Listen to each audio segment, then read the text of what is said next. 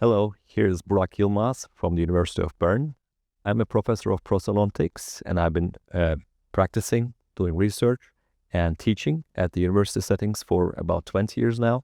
And I'm currently leading the Digital Dental Technologies Laboratory at the University of Bern. And we're doing a lot of research, in vitro research, in vivo research, clinical and laboratory work, and doing many printing in our laboratory for the last 5 years.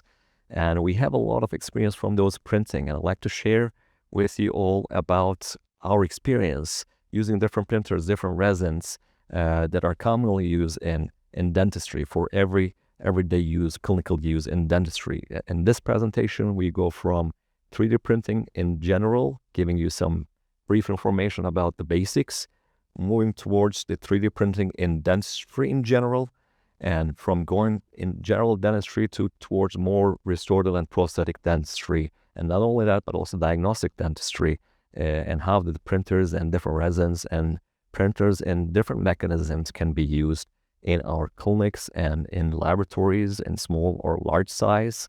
And if you attend this lecture, you'll be basically having information about these details, and especially focusing on clinical dentistry, clinical printing in our practices, and how can possibly that be done in a chair-side formats and a same-day dentistry, half-day, couple-hour dentistry, and you'll be able to see some results from our clinics as well about such small restorations that are printed from resins.